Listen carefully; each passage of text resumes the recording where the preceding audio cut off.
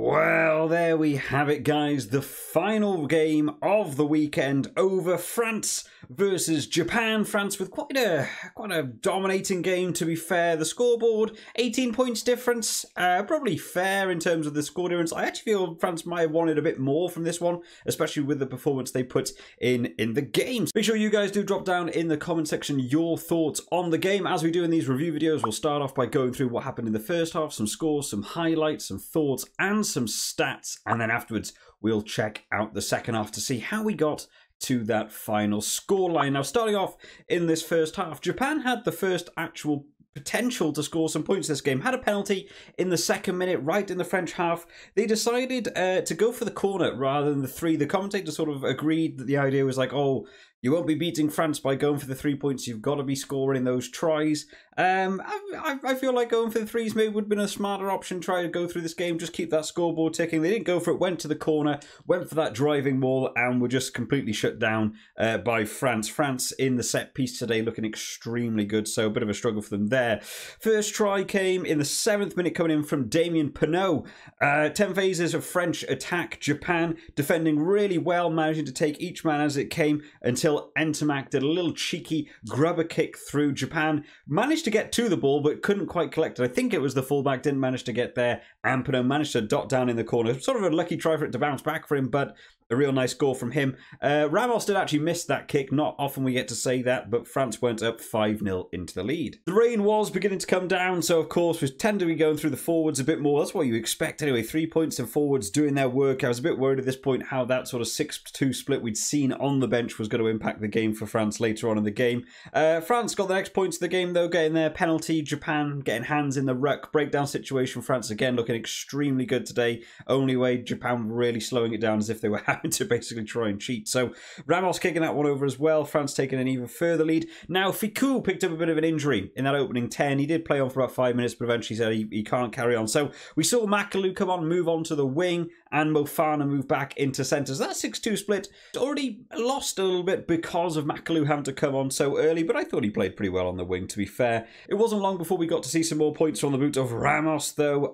Japan caused an obstruction on their own box kick. Very, weird, just people running offside. No need to be doing it. Blocking your opponents from the charge down. I don't actually know if France got a charge down this game. Japan had a couple of charge downs at the box kicks, so no real necessary for that. Easy 3 points for France.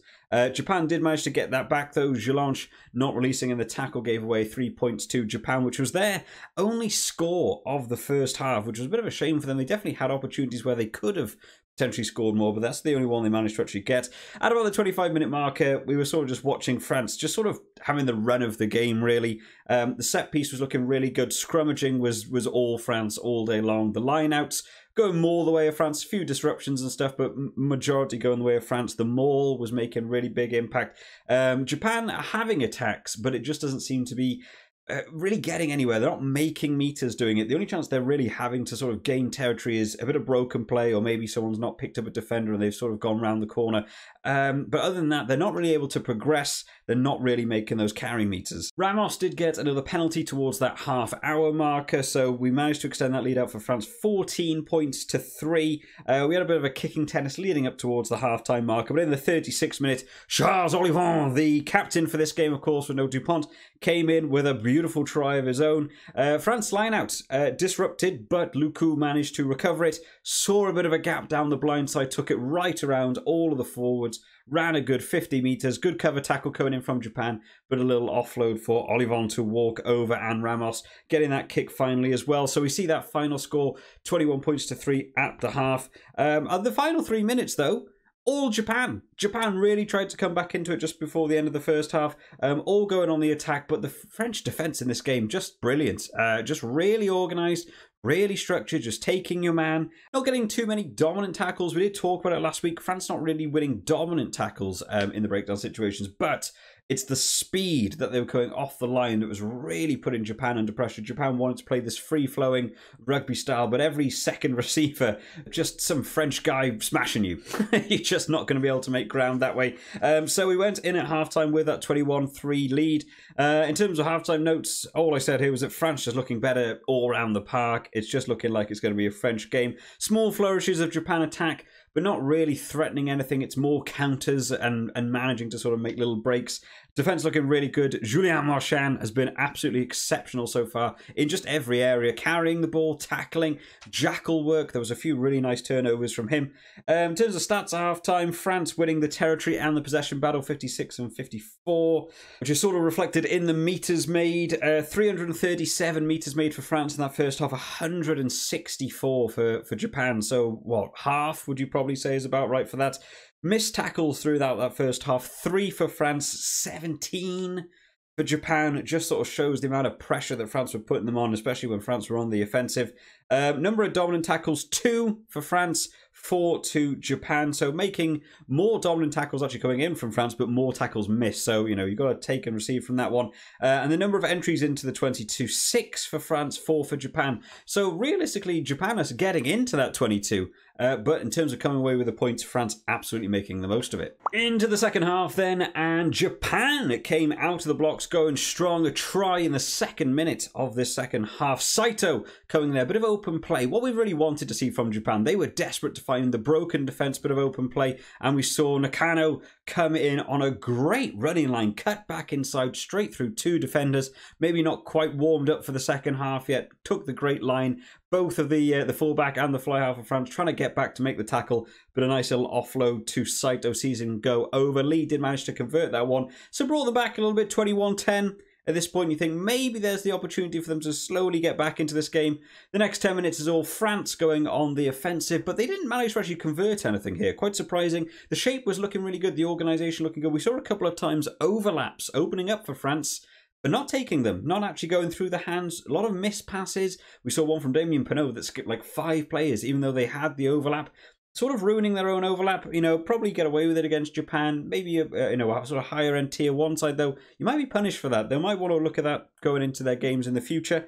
Leading up to that 60-minute marker, though, Japan took back over 50 to 60 minutes, all Japan on attack. It's sort of like the end of that first half again. They're doing the right work. They've changed the tactics a little bit.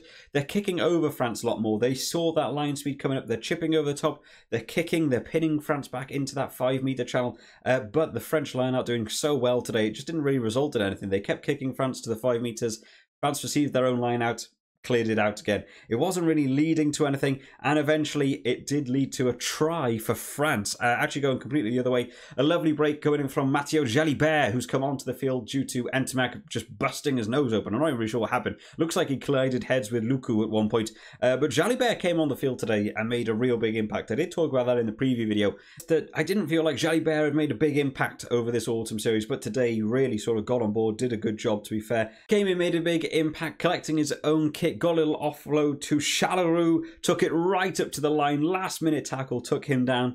They spread it back left. There's 5 people who could have scored that try. It was Damien Penaud at the end who managed to get that one. Successfully converted by Ramos. Japan hit back though straight away. 3 minutes later, straight back from the kickoff, won a penalty, got their own 5-meter line out. This time they're not relying on having to try and disrupt the French one. They had their own line out. Nice little set move for them. Clearly designed. Got the line out, dropped it down. Hooker runs around the inside. Pop back inside for Fifita on a great little line and just walked it over. Probably the only series of defence today, I'd say, from France where it just looked like they didn't know what was coming and Japan got to walk it over. So a nice try for them. Well organised. It's nice to see from Japan doing well.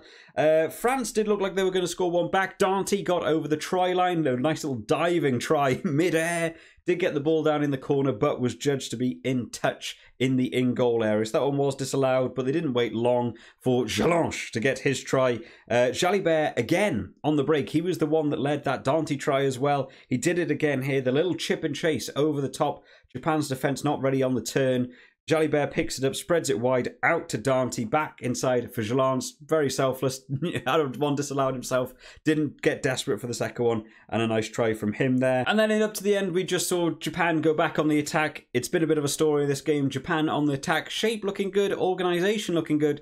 But the French defence holding out. Even on the scramble, towards the final 80 minute, there was actually a point where it was beginning to break apart. It was beginning to open up. But French scramble defence looking good as well. We did hear the interviews from Sean Edwards before we went into this one, talk about his contract now with France, and you know, I think he's made such an impact on this French defence over the last year. They've done exceptionally well. So we went in at full time, 35 points to 17. France have now officially won every game this year Every single one. So, I mean, that's quite an incredible thing.